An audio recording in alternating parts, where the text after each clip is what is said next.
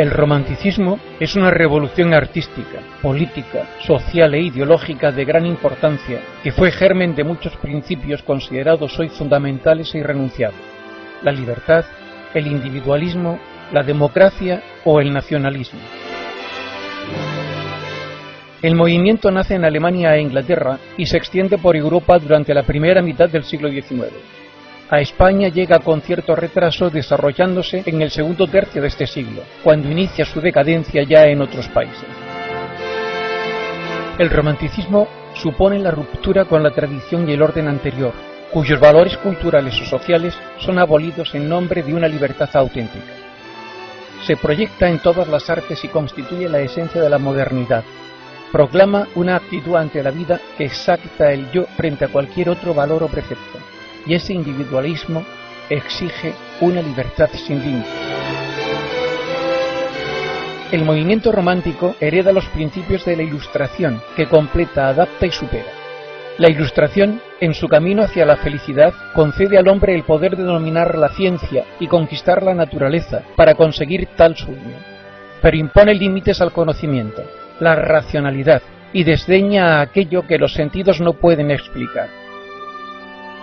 El hombre romántico supera ese horizonte y entiende que la esencia de lo humano rebasa la esfera de lo nacional. Recupera lo emocional y rechaza la separación entre razón y sentimiento y entre realidad e irrealidad. Los románticos aspiran a alcanzar un ideal, lo eterno y absoluto, pero su búsqueda se ve obstaculizada por la irrupción de la cruda realidad. Es ese baño de realidad lo que provoca su desengaño y el sentimentalismo enfermizo que se llamó mal del siglo. Uno de los rasgos capitales del romanticismo es su espíritu individualista, esto es, la valoración exagerada de la propia personalidad. El culto que rinde al yo se constituye en el máximo objetivo de la vida espiritual, pero el yo romántico rechaza ser solo una pieza más del engranaje de la naturaleza. Por eso subraya la facultad creadora de cada individualidad capaz de transformar el mundo natural. El término crear pasa a significar aproximación a la verdad, a la última dimensión del ser. El romántico transforma el instinto en arte y el inconsciente en saber. Pero la realidad solo es percibida en términos de aceptación o rechazo, en función de la forma en que coincide o no con la propia subjetividad.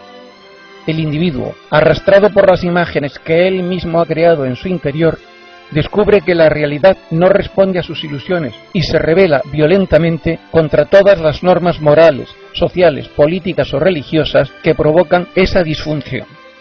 Se concreta este aspecto en el recurso a temas relacionados con la frustración vital, como es el amor no correspondido, la soledad, la tristeza, la nostalgia, la melancolía o la desesperación.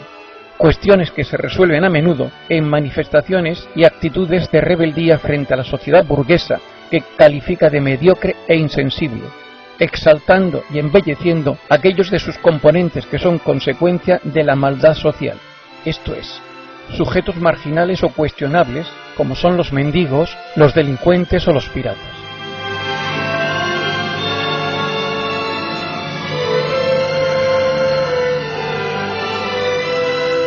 Así, el héroe romántico responde a la configuración byroniana de apasionado, orgulloso, enamorado, perseguido por la fatalidad, escéptico, caballeroso y noble, mientras que el antihéroe es taimado, cruel, frío e insensible. El hombre romántico se caracteriza también por su aislamiento y soledad. Es otra consecuencia del individualismo que marca de tal forma conciencia y personalidad que aísla al individuo de sus semejantes, derivándole, en ciertos casos, hacia estadios de consciencia que elevan los sentimientos a las más altas cotas de percepción.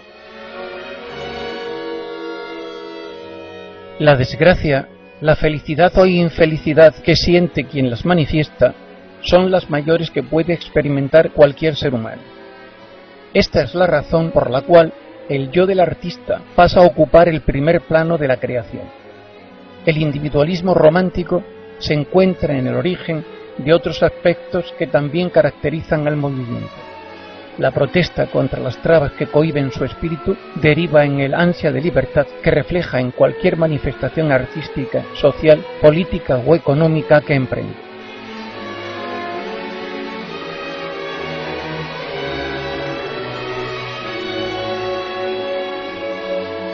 Los románticos rechazan el culto a lo racional que han heredado de los ilustrados.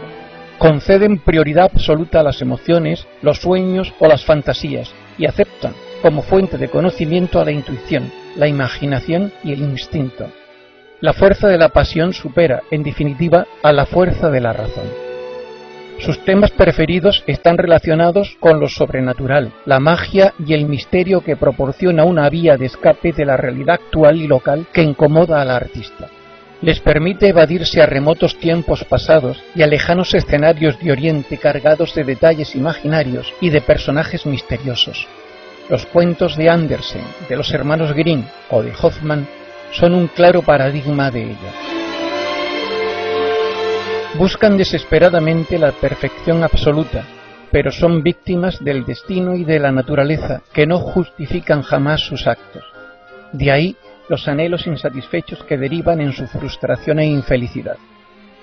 En ese mundo soñado prevalecen unos ideales que marcan el rumbo de sus vidas: humanidad, patria, femineidad, filantropía y un toque de misticismo. El romántico se obsesiona por conocer las raíces de su historia. Inventa la idea de pueblo entendido como una entidad espiritual a la que pertenecen individuos concretos que comparten una serie de características comunes: lengua, costumbre y folclore. De ahí la revitalización de las leyendas y tradiciones locales. El movimiento romántico en España se encuentra vinculado a la evolución histórica que sigue a la caída de Napoleón y a la desaparición del gobierno impuesto en la península ibérica por las tropas napoleónicas. El retorno de Fernando VII, que supone la vuelta al absolutismo monárquico, provoca el exilio de políticos e intelectuales liberales que regresarán sobrevenida su muerte en 1833. Los años gloriosos del romanticismo en España abarcan el periodo comprendido entre 1834 y 1844. Se suele afirmar que se inicia con la Conjuración de Venecia de Martínez de la Rosa y que termina con Don Juan Tenorio de Zorrilla. Dentro de la generación romántica española se pueden diferenciar varias tendencias, en ocasiones contradictorias. Junto a los precursores o prerrománticos, Alcalá Galiano y Blanco White, se puede hablar de un romanticismo tradicional que defiende los valores más antiguos de la Iglesia y del Estado encarnadas en las figuras de Martínez de la Rosa, del Duque de Rivas y de José Zorrilla. Y de un romanticismo revolucionario liberal, belicoso con el orden establecido, que reclama derechos para el individuo frente a la sociedad y a las leyes. Es, tal vez, José de Espronceda su máximo exponente. Junto a ellos aparece una tendencia especialmente costumbrista en la que se suele encuadrar a mesoneros romanos y que parte de la producción periodística de Mariano José de Larra. Otros nombres de indudable fuerza en nuestra literatura son Bretón de los Herreros, Gustavo Adolfo Bécquer o Rosalía de Castro, que personalizan el romanticismo tardío español que llega al cénit de su edad de oro cuando ve la luz Don Juan Tenorio de José Zorrilla en 1844. La poesía es el género preferido por el escritor romántico, que ansía desesperadamente exteriorizar de manera precisa su pasión y su fantasía. Ella pone en manos del autor la herramienta ideal para dejar constancia de su propia subjetividad, su pesimismo y su melancolía. Muestra siempre un tono exaltado y apasionado, con abundancia de apóstrofes, vocativos y oraciones exclamativas.